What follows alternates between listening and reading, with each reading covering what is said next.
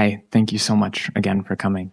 I really appreciate the power of your words about what it means to, if you want to see something be different, unto yourself, be different.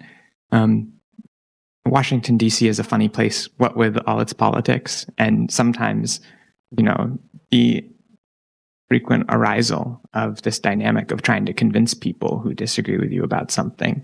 And sometimes the timeline for needing to have a decision made is smaller than one might expect to be able, than might afford the ability to allow, years of they watch me and they learn how I am, and maybe they come around to seeing that or either of us come to see the other person is right. What advice do you have? And this obviously isn't exclusive to politics, but what advice do you have for people, especially I think in work settings and political settings where part of the job, it intrinsically involves this dimension of disagreement or negotiation or reconciliation of differing views? Peace always with us, without any condition. When we are seeking for peace with a condition, that is not peace.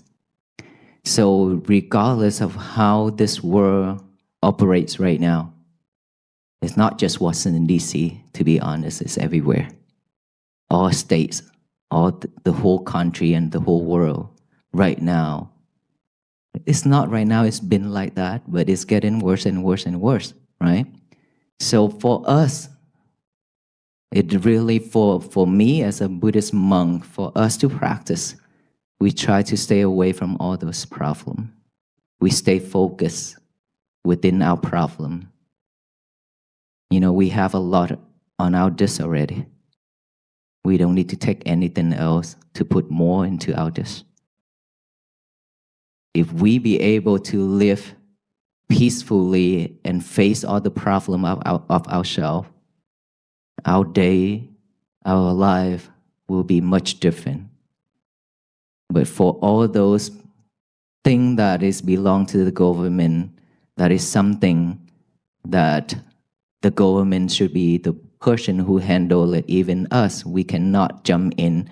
Even if we jump in at this time or any time we're talking about politics and things like that, we could not solve anything. But for me, when we walk on this path, simply just walk and simply just raise the awareness of peace, and to tell you, if everybody are living in peace, there will be no justice needed.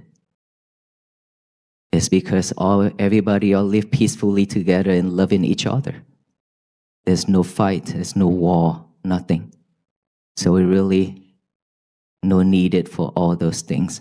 It's just that how do we practice, how do we live peacefully and loving each other? That is the matter. That is the big questions. And that is how and why we want to walk and share this message, so that we can change the point of view about peace and the point of view how to live in this world. Thank you. Hello, I just wanted to say, first of all, thank you for coming and speaking with us. My question is, nowadays, I find myself sometimes upset about the state of the world, and that serves as kind of a point of motivation for me. And I'm just wondering, how do you disconnect anger or anxiety from motivation and things that propel you forward? Stay focused. Mindfulness is still going to be the answer, right? You probably, earlier I talked about our thoughts. Just one thought that could change everything.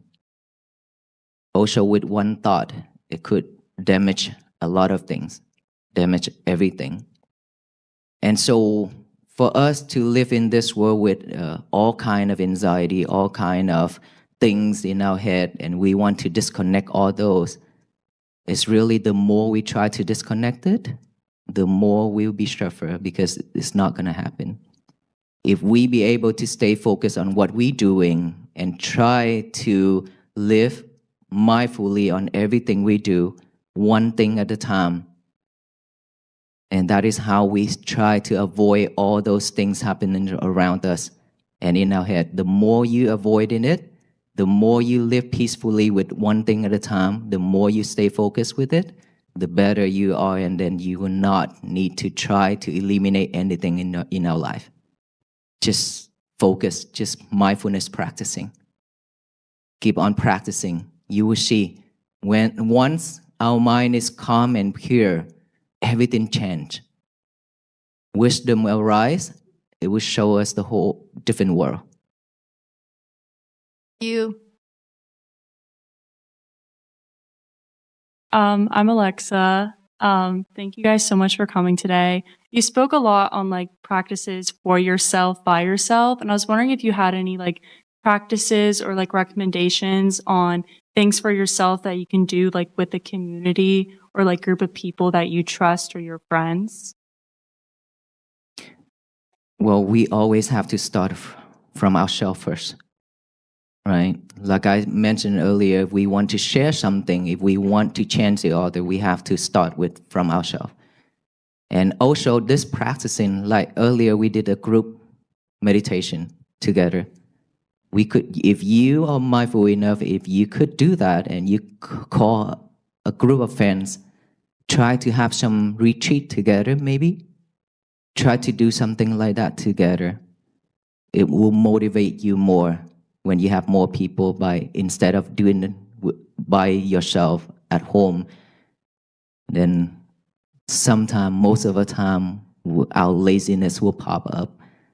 And then it tells us, no, it's okay, I will do it later, and things like that, right? So now if you have a group of friends who have the same goal and same thought, same mindset, you could take a retreat together anywhere and ask your friend to join together with that. You can practice that way. Or you sign up to go to any of the retreats. 10 days retreat, that could change you a lot too. Right? But that is how we practice together. That is how we connect with the communities. And when you have that power, if your speech is powerful and truthful, you can talk with the community, they will listen to you. And that is how you can help the communities to work together. But I said, if you practice to have peaceful life, then from there you share it with your family, share it with your neighbors, this whole society.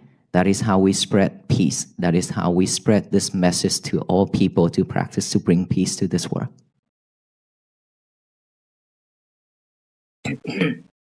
Hello, welcome to GW. And my name's Mithi, by the way. My question is about forgiveness and specifically how we can begin to forgive people that have hurt us deeply, especially those that we love and care for as well. How can we change ourselves to allow forgiveness into our heart? Forgiveness meditation that I share a lot during this walk too. We live in this world, we have a lot of enemies.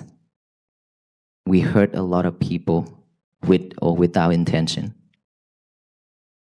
And so of course, people also not like us that much. A lot of people, they don't like us either, right? And the more we live like that, the heavy we are to walk.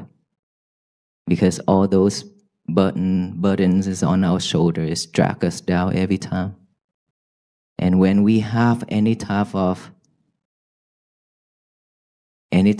things, any enemies in our ways, we cannot walk freely.